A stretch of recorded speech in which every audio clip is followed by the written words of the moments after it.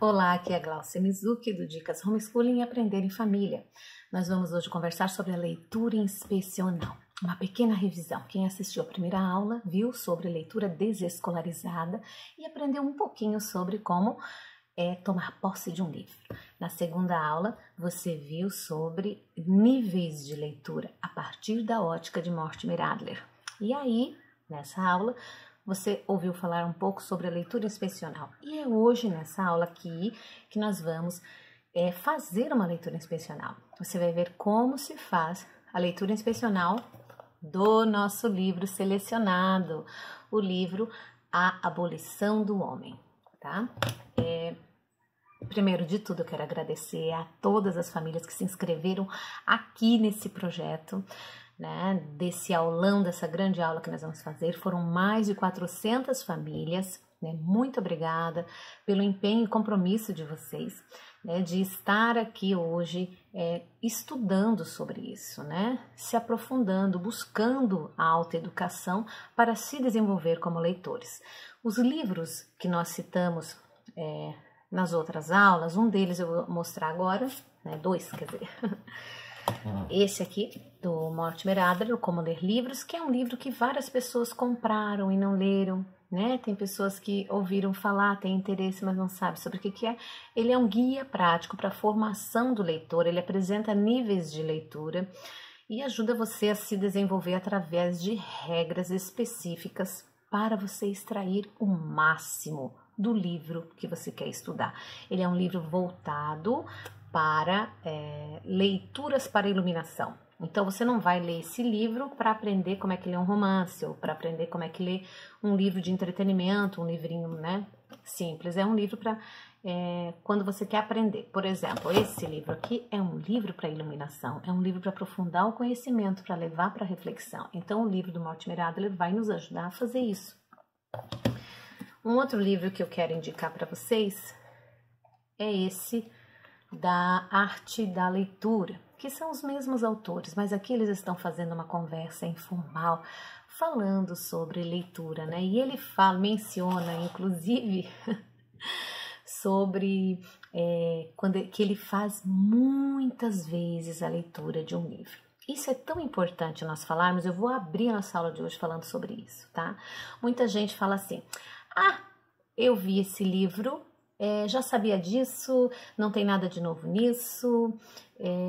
É tão interessante quando alguém fala isso para mim, eu fico pensando assim na questão profunda disso mesmo, né? Como é que você pega um livro como esse do Mortimer Adler, né, que te ensina e você passa o olho e diz, não, isso eu já sei. Você sabe, porque para você dizer que sabe, você tem que estar aplicando. Se você não aplica, você não sabe. Se você comprou o livro, está na tua estante, só passou o olho, não fez nenhuma leitura inspecional do livro, que é o que nós vamos aprender agora, então você não leu esse livro. Você só quis ter o livro para mostrar que você tem. Tem muita gente, eu conheço 5 pelo menos, que compraram o livro, postaram foto bem linda no Instagram com o livro e não leram, não aplicam, não usam, não serve para nada. Melhor doar para alguém que está aqui nessa live, né, aqui nessa aula, que vai usar o livro, tá?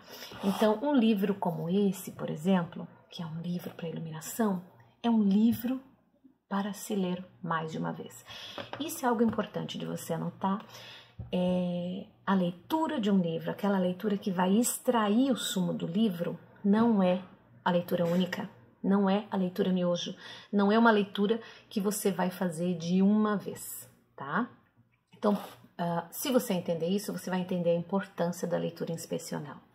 A leitura inspecional, ela vai te ajudar a ler o máximo de informação de um livro em menos tempo. Ela é uma leitura de velocidade. Então, quanto mais rápido você souber ler, é melhor nessa fase, nesse nível de leitura, nesse nível inspecional. Então, tem o nível elementar, que nós vimos, o nível inspecional. No nível inspecional, ler rápido é bom, ler quantidade é bom, tá? Mas quando você vai para o analítico e para o sintópico, aí você tem que ler devagar, mais devagar e mais vezes, tá? Então, o leitor, ele tem que ter essa elasticidade, né, mental e de visão mesmo. E é o que o Mortimer Adler faz, né? Tem livros que ele olha, ele tá tão treinado, né? Tão treinado ele ali no livro falando que ele olha o livro, bate, fez a leitura inspecional, esse livro eu nem vou ler, ou esse livro, uma lida já tá bom, né? Agora, esse livro, né, ele fala ali nessa leitura, aqui desse aqui, ele fala sobre uma pirâmide, como se os livros estivessem numa pirâmide. E lá no topo são pouquinhos livros que estão lá no topo, e aqueles lá merecem ser saboreados, degustados, né? Mastigados. Eu tenho certeza que esse aqui, da Abolição do Homem, é um dos que está, ó, lá para cima. É um livro que foi escrito há 77 anos atrás e é muito contemporâneo.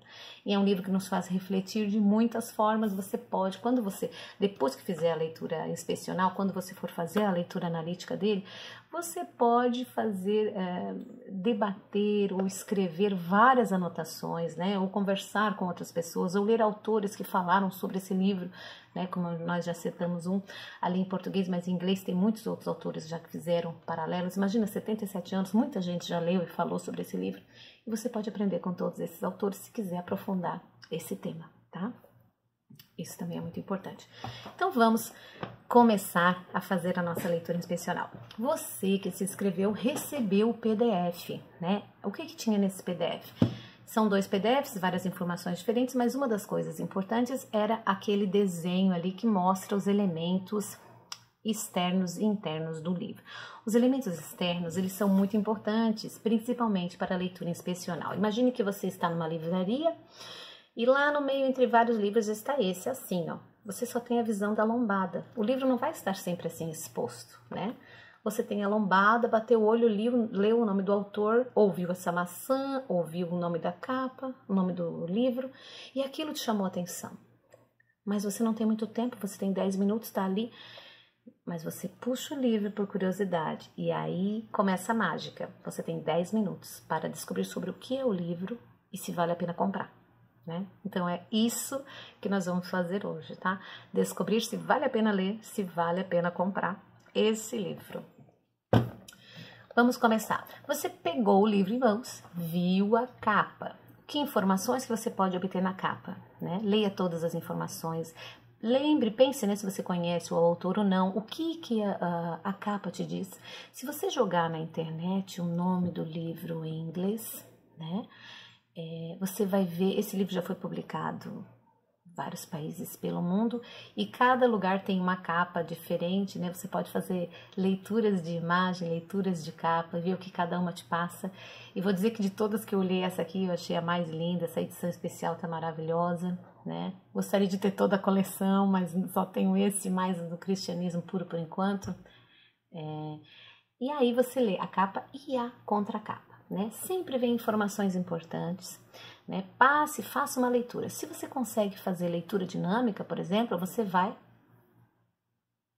ler muito rápido, né? Você vai pegar e fazer a leitura, né? Seguindo a dinâmica da leitura e as regras da leitura, né? E absorver o máximo de informação. E aí você viu os elementos externos. Esse livro, ele tem ainda essa folha de proteção aqui, ó. E aí começa a falsa folha de rosto, né? A maioria dos livros tem. Eu uso aqui para botar uma legenda, fiz anotações para os meus filhos aqui. Essa folha de rosto, a folha de rosto ela é muito importante, né? Muita gente ignora. Aqui na folha de rosto você vai ver o nome do livro em inglês, do original, o ano que ele foi publicado a primeira vez, né? Sempre tem a primeira publicação. E aí te dá informações para pesquisar na internet se você quiser saber mais, se você quiser conseguir em PDF a primeira publicação em inglês, né? Tem arquivos e algumas observações, tem textos e estudos sobre esse livro em domínio público, né? Que você pode ter acesso. Aqui fala de quem são os direitos autorais e o que você pode fazer. Se você pode fazer, autores não deixam fazer citação, não deixam gravar vídeos ou áudios sobre o livro, né?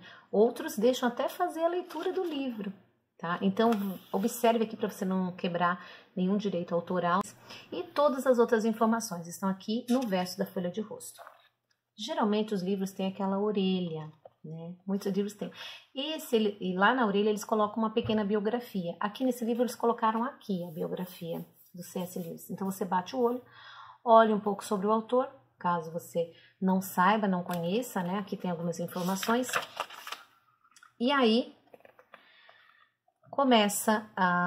eles começam a colocar elementos que estão no livro original, né? No livro original, no primeiro, porque isso aqui foram 3 palestras que ele deu em 1944, essas 3 palestras foram reunidas e se transformaram no livro da Abolição do Homem.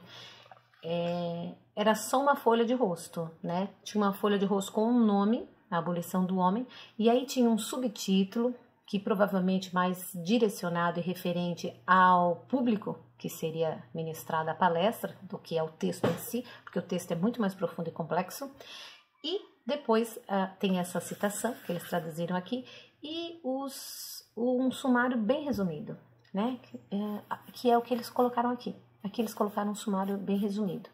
E eu vou mostrar para vocês que eu reescrevi esse sumário, né? Porque uma das coisas que o Mortimer Adler fala é dialogar com o autor reescrevendo o sumário, mostrando pro autor e fazendo isso de mostrar que você está dialogando, você está dando a sua interpretação. Porque o que é o sumário?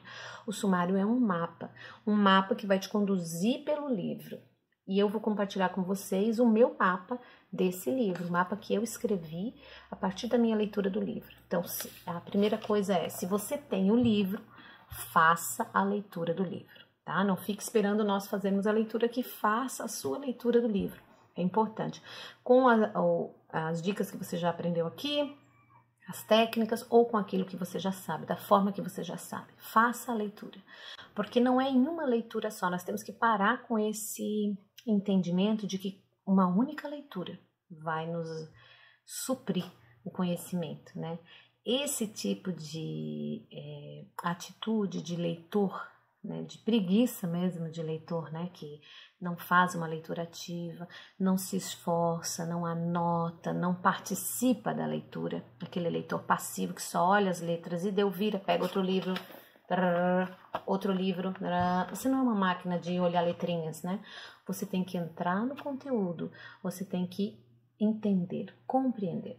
E isso é algo que, numa primeira leitura imediata, é provável que você não consiga, e ninguém consegue, né? A pessoa tem que ler várias vezes, até porque, à medida que você lê, você vai aprender mais. Se você tem essa ideia de que basta ler uma única vez, e que, eu bati o olho, eu já ouvi falar, então eu já sei, né? Não tem nada de novo nisso, eu já sei. Você está achando que, você está com aquela falsa sensação, né, de conhecimento. Não é o conhecimento ainda. É a sensação de que você conhece. O Roy Feuerstein fala sobre isso, né? Que é a ilusão da competência. Você ainda está nisso, na ilusão da competência. Você está se iludindo que você sabe. Porque se você lê um livro e você não sabe falar sobre aquilo que você leu, então você não sabe. Se você não sabe passar, você não sabe, você não entendeu. Então você precisa ler de novo. Então, o Mortimer Adler fala, você precisa exercitar os outros níveis de leitura, tá? Então, nós temos que parar com essa atitude de achar que um texto, uma única vez, ele vai passar o suficiente.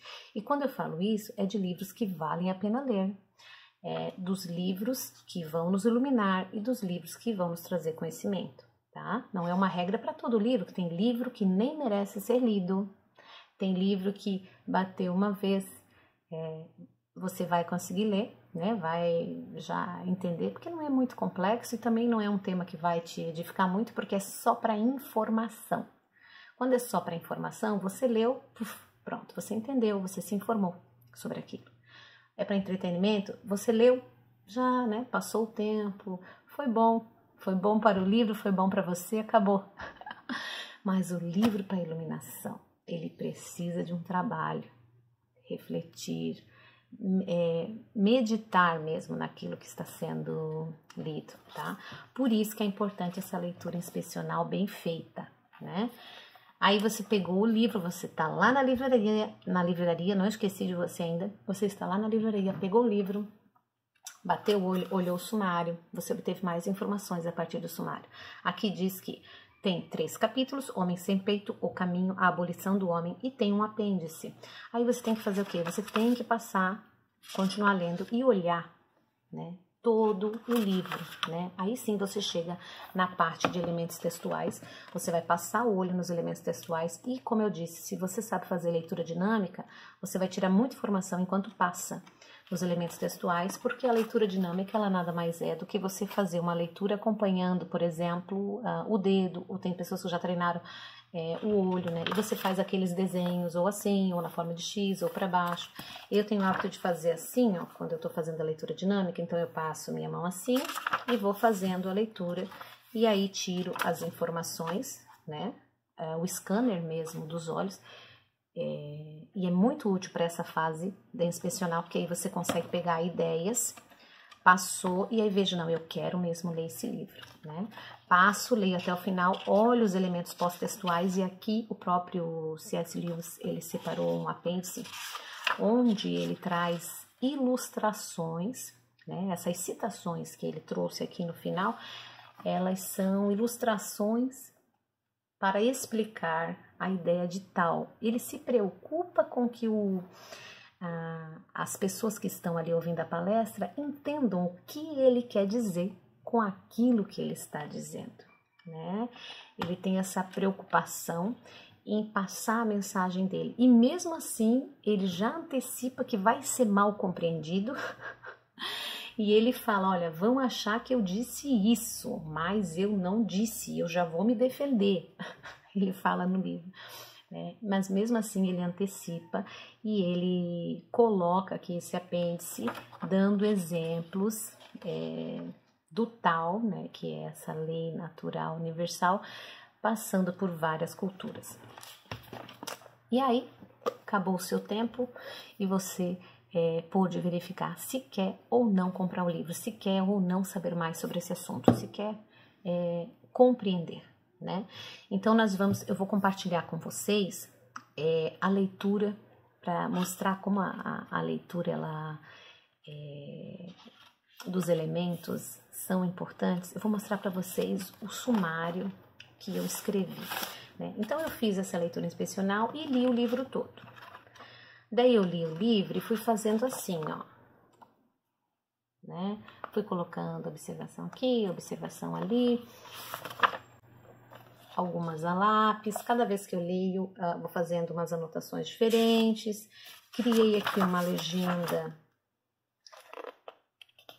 é como se fosse chaves, né? Chaves dessa leitura que eu vou fazendo. Isso é para referência bibliográfica. Aqui é um pensamento paralelo que eu tive. Aqui é uma pesquisa que eu quero fazer. Aqui é uma referência de leitura mesmo, né? De artigo. Então, tudo isso eu vou anotando. Quando ele fala assim de um autor, eu falo, fiquei com vontade de ler. Se eu não fiquei com vontade de ler, eu não faço anotação, porque uma anotação vai ajudando a outra. Você pode escolher se quer usar um caderno ou se quer escrever no próprio livro, tá? Se o livro ele é seu mesmo, não tem por que você não anotar no livro. Mas se você vai deixar o livro e é a biblioteca da sua casa, né? Você não quer rabiscar o livro, não quer fazer nenhum tipo de anotação, use um caderno. Aqui eu uso os dois. Eu faço anotação no livro e faço no caderno. Por exemplo, para fazer esse sumário, né, e para detalhar e explicar o sumário para vocês, agora nos próximos minutos até o final da aula, eu fiz num caderno, numa folha de caderno, tá? Por que o sumário é importante? O sumário vai ajudar você, né, a navegar pelo livro. E eu vou compartilhar com vocês o sumário que eu fiz, então vocês vão entender agora como que eu naveguei, como que eu entendi esse livro, tá? Aqui, quem tem o livro, vê que o sumário é bem simples, né? Como eu já li agora para vocês. Então, o que eu escrevi assim? Capítulo 1, Homem Sem Peito. Eu coloquei capítulo 1, os subtítulos, O Livro Verde, na página 11, que é onde ele apresenta essa ideia do livro verde. 3 Razões de Gaio e Tito, página 19. O Tal, Emoção versus Razão, na página 21. E Homens Sem Peito, na página 28. Para mim, esses 4 subtítulos ajudam a desenhar o caminho do raciocínio do C.S. Lewis que ele fez para apresentar Os Homens Sem Peitos, que ele, na leitura que eu fiz, e talvez você fazendo a leitura você tenha outra impressão e possa escrever o seu próprio sumário para ter um guia do pensamento e aí tornar mais claro para você aquilo que o autor quis dizer, você talvez crie 1, 2 subtítulos ou junte os 2 capítulos, né? Cada um faz essa leitura e esse exercício. E é um exercício muito importante que eu recomendo vocês fazerem, todos fazerem esse exercício durante essa semana. Pega o livro, faz a leitura, é um livro rápido para ler, mesmo que você não entenda, não pare na leitura, não pare, leia até o final. Leia até o final e depois volte e faça o exercício de escrever o sumário. Você é o editor do livro, você vai escrever o sumário desse livro, né? Se você não tem o livro, resolver não comprar, você pode fazer de um livro que você tem aí na sua casa, mas reescreva o sumário de um livro, tá? Isso é um excelente exercício para você desenvolver a sua visão do livro, para ver se você entendeu mesmo o que o livro estava querendo dizer. No capítulo 2 está escrito o caminho. Eu escrevi assim, ó, o caminho. Subtítulos: A consequência da educação do livro verde, na página 33. A morte por uma boa causa, página 35. O instinto de sobrevivência, página 37.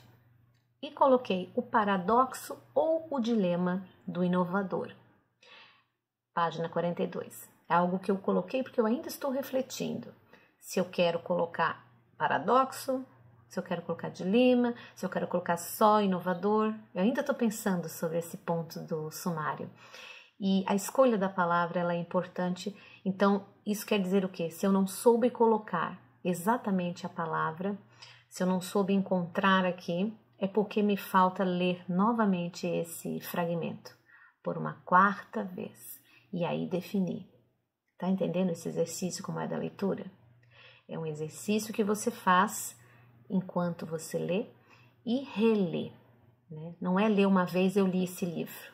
As pessoas não sabem o quão pobre é falar isso. Eu já li esse livro, eu li uma vez. A pessoa leu a Divina Comédia. Já li esse livro, leu uma vez. Leu a Bíblia. Leu uma vez. Gente, dá até vergonha falar que leu uma vez só a Bíblia, né?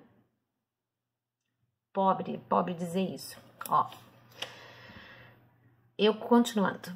Avanço moral versus mera inovação, página 46.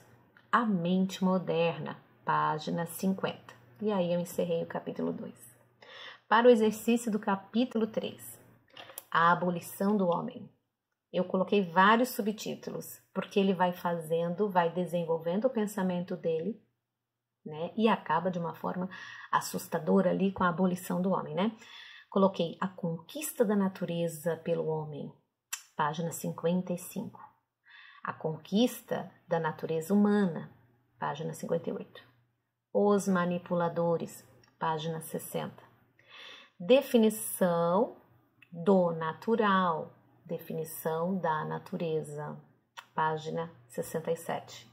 Homens escravos igual sem almas, 70. E o processo da abolição do homem, na página 71, até o final do livro. Outra coisa que ajuda você, né? Assim que eu definir as palavras que faltam, eu vou passar limpo isso aqui e colocar essa folhinha aqui, ó. Eu vou colar com uma fitinha e vou deixar aqui o meu sumário. Por que isso vai me ajudar? Porque a próxima vez, sabe quando você lê um livro, você gosta muito, você fala, tem uma citação nesse livro aqui que eu quero te mostrar. Daí fica procurando onde que tá. Se eu quero, por exemplo, ler uma citação sobre os manipuladores, eu vou pegar o meu, se eu olhar aqui o sumário dele, eu não sei onde é que tá. Homem sem peito, caminho, abolição, exemplo do tal. Não sei. Mas se eu olho o meu sumário, eu sei que sobre manipuladores e tá lá na página 60 até 67. Então, eu vou olhar o meu sumário do livro e vou lá na página 60 a 67, bato o olho e já consigo encontrar a citação que eu queria. Até uma forma organizada, um mapa mais organizado para você ver o livro. Por isso que eu amo livros com sumários detalhados, como esse livro aqui do Mortimer Adler, que é um guia prático. O sumário dele é maravilhoso, ó. Isso é um sumário, tá vendo, ó? Você acha o que você quer, aonde você quer, tá ali. É um exercício para você fazer. Faça o sumário desse livro, tá? Então, com esse exercício, você vai ter a sua visão panorâmica do livro e vai poder aprofundar e ir para um próximo passo de leitura. Então, vamos recapitular. A leitura inspecional é aquela leitura que requer velocidade, né, e retirar o máximo de informação. Para retirar o máximo de informação, siga ali as informações do PDF, que é a exploração dos elementos pré-textuais, né, os elementos externos e internos, pré-textuais e textuais e pós-textuais, né? Nesse livro aqui, o C.S. Lewis, ele deixou esse apêndice, então use, leia, faça anotações, veja as referências. Agora eu vou mostrar para vocês como desenhar e escrever um sumário vai ajudar você a entender melhor o livro, tá? O sumário, como eu falei, ele é um mapa.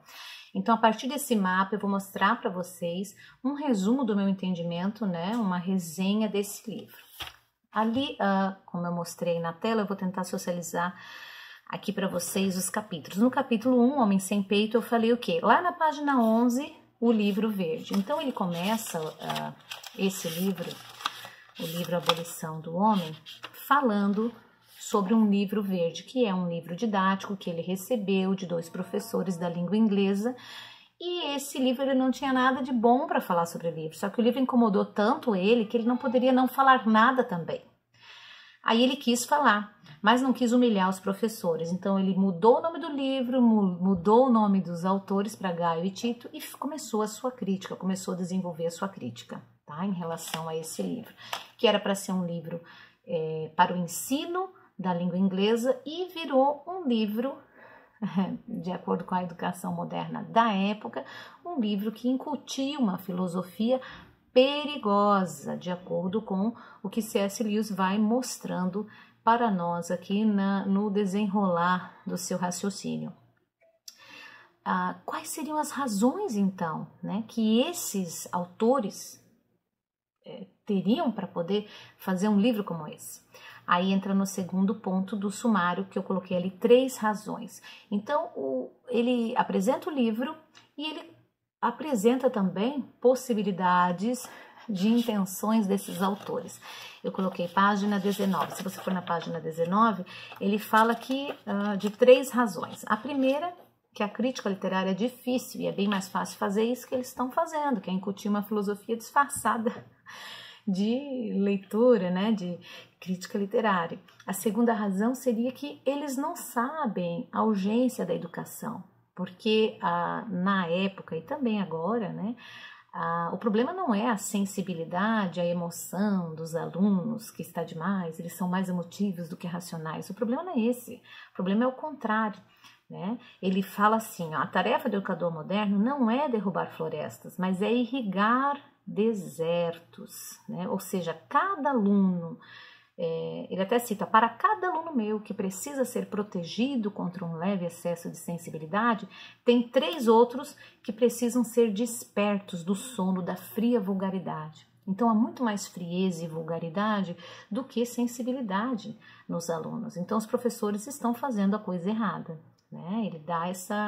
Ele dá a possível razão e já faz a crítica, dá a possível razão e faz a crítica. E a terceira, que ele acha mais profunda, ele diz assim, Gaio e Tito podem estar perfeitamente prontos para admitir que uma boa educação deve construir certos sentimentos, enquanto destrói outros. E isso, ele discorre no livro e vai apresentando que tipos de sentimentos são esses, né, que você pode destruir ou pode ensinar e educar, né? Da onde que vem isso? E ele vai apresentar isso a partir de agora, chamando isso de tal.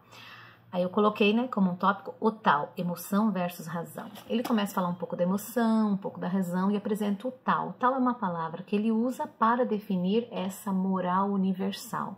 que existe uma moral universal. Essa moral é o quê? É o belo, o verdadeiro, né? E esse belo e verdadeiro, ele não é de uma cultura só. E o C.S. Lewis mostra isso, tanto na cultura asiática, europeia, aqui a norte-americana, né, na América em si. Em todos os povos há essa raiz do belo, né, do verdadeiro. Então, existe o que é certo, existe o que é errado.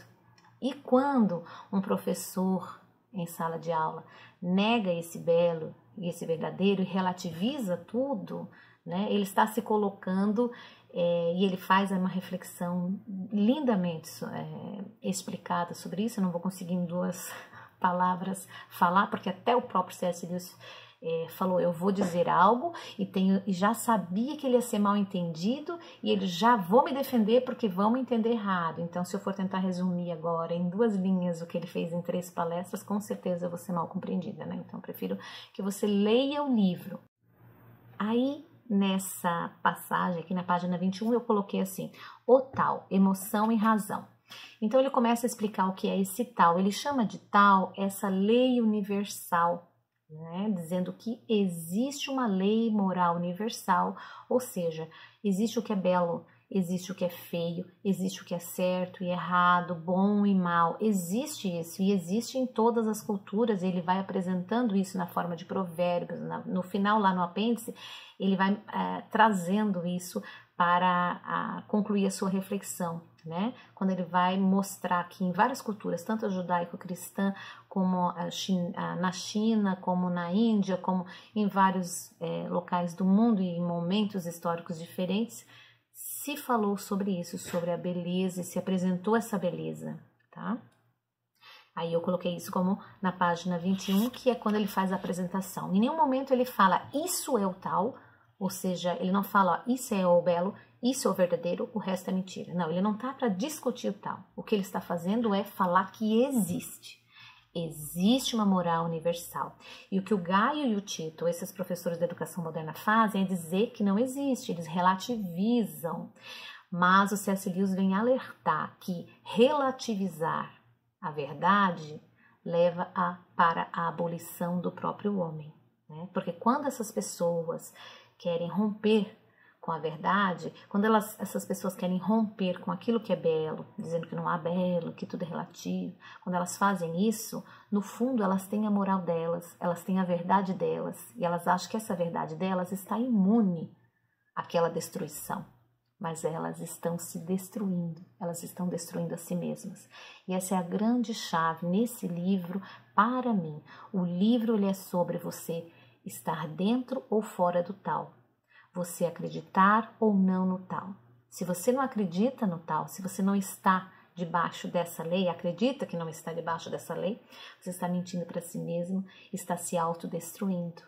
Essa é a grande reflexão desse livro, tá? É muito, muito interessante a forma como ele descreve isso. Minha leitura, tá bom?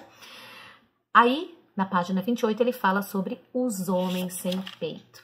Então, toda essa educação moderna de relativização, de que não há honra, não há isso, não há virtude, tudo isso leva ao quê? Na construção de homens sem peito. Não preciso nem dar exemplos, nós temos aqui, hoje em dia, exemplos muito fáceis, né, de pessoas conhecidas, influencers aí, homens sem peito, né, e pessoas, e podemos olhar para dentro de nós, o quanto nós temos virtude, o quanto nós somos modernos ou estamos mesmo dentro do tal, estamos voltados para os valores, né? Isso nos faz refletir.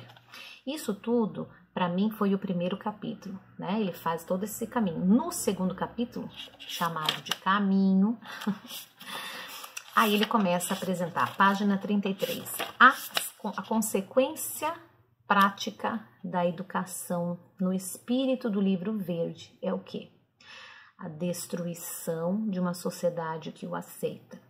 Então, aquela pessoa que relativiza tudo, ela é como um ramo que está contra a árvore.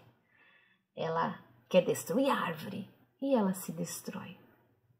Ele ele pinta essa imagem aqui no livro, né, da pessoa que está achando que é um inovador, acha que está criando algo novo, mas na verdade está apenas se autodestruindo. E ele leva o ouvinte, no caso, porque era uma palestra, a perceber isso, né, de uma forma muito clara, que se você ler devagar, fizer uma leitura analítica desse livro, né, faz a leitura inspecional, faz a leitura analítica, você vai compreender esses passos, vai compreender muito melhor o raciocínio do C.S. Lewis aqui na leitura. Aí ele apresenta a consequência do livro, né, que é a morte. Então, o próximo tópico eu coloquei a morte por uma boa causa. Quando se destrói a virtude, se destrói a honra, se destrói a morte por uma boa causa, né? Aí ele vai falar no livro que você ignorando que existe essa morte por uma boa causa, você não pode exigir a morte por uma boa causa. Talvez, como eu falei, não tem como eu explicar aqui agora, mas lendo nas palavras do C.S. Lewis, você vai entender que esses inovadores, né, que depois ele vai chamar de manipuladores, essas pessoas, elas exigem algo que elas criticam. Por quê? Porque não tem como criar nada. Elas pegam um conceito do tal, mudam o nome, né, subvertem aquele conceito. Por isso que quando a gente olha, é como se fosse um vinagre. Eles pegaram um vinho, transformam aquele vinho em vinagre e apresentam. E a gente olha aquilo, tem um fundo de verdade, né? Mas é uma mentira, mas tem um fundo de verdade. Eles pegam a verdade, porque ela veio do tal, acham que é algo inovador, algo maravilhoso, e aquilo é para autodestruição. E ele faz isso como um passo seguinte nesse capítulo aqui de reflexão, para você aprofundar. Próximo item que eu coloquei, instinto de sobrevivência. Aí ele vai falar sobre o instinto de sobrevivência, né? Que essa pessoa que é inovadora, essa educação moderna, eles não têm como pensar na posteridade, porque eles não acreditam no depois, eles vivem o presente, eles querem só viver o agora, né? Eles vivem o já.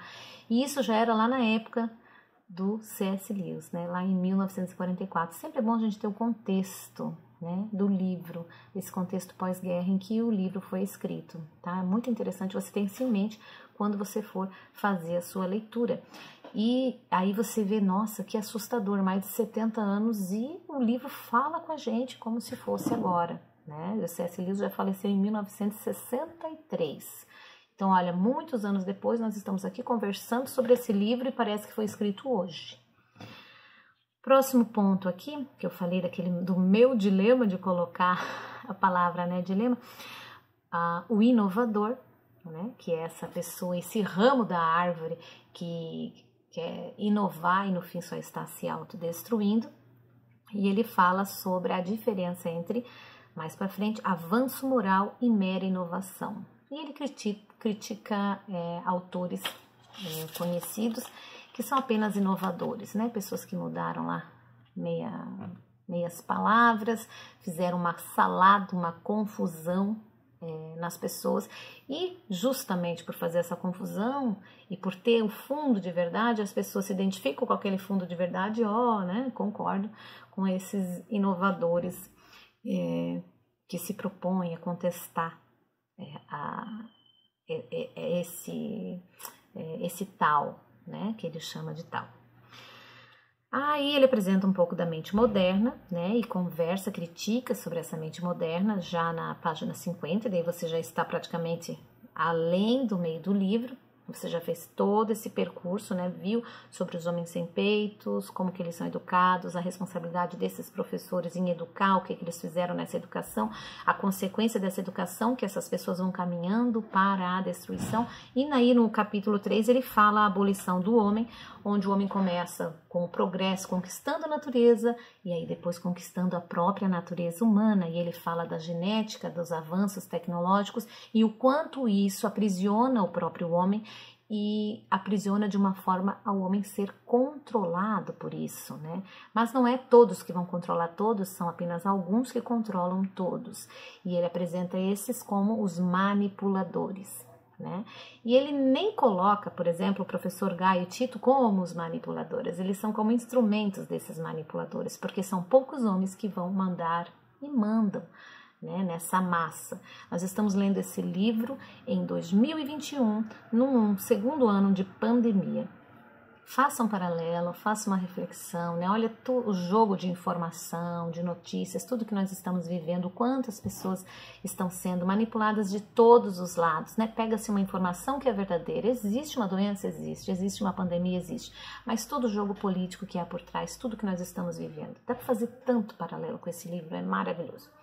Então, no capítulo 3, ele fala dos manipuladores, faz a definição do que é natureza, a definição do natural e mostra também o quanto os homens sem peito, aqueles são homens escravos, né? Homens sem alma. E esses homens sem alma estão caminhando para a própria destruição. Quem é cristão pode ler o livro e falar realmente, não há nada de novo debaixo do sol.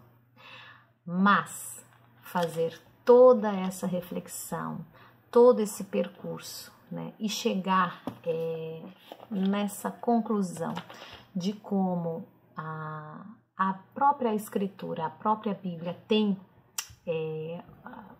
uma aplicação tão prática na vida e tão científica, né? Porque a própria academia na época estava se discutindo isso e a conclusão dele é uma conclusão acadêmica, mas é uma conclusão teológica.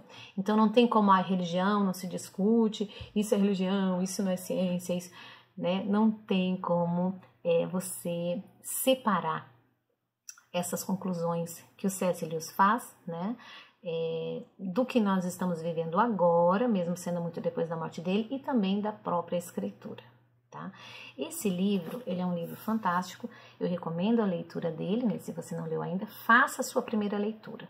Aí depois faça a leitura, né? A sua primeira leitura usando já as dicas que você aprendeu aqui na aula, as técnicas de leitura inspecional, faça uma boa leitura inspecional. Se você já fez a leitura, faça a leitura inspecional e depois já faça o sumário. Se você não fez ainda, faça primeiro a inspecional, tá bom? E escreva o seu sumário como um mapa. E depois que você escrever o mapa, passeie pelo livro, como o que nós fizemos agora aqui, né? Para mostrar como auxilia na compreensão do livro. Eu espero que vocês tenham gostado dessa aula, eu aguardo os comentários de vocês. Foi uma aula para despertar para a autoeducação, despertar você para os níveis de leitura e para o seu aperfeiçoamento. Nós continuamos conversando lá no nosso canal do Telegram. Um abraço, foi maravilhoso ter vocês nesse aulão. Até a próxima!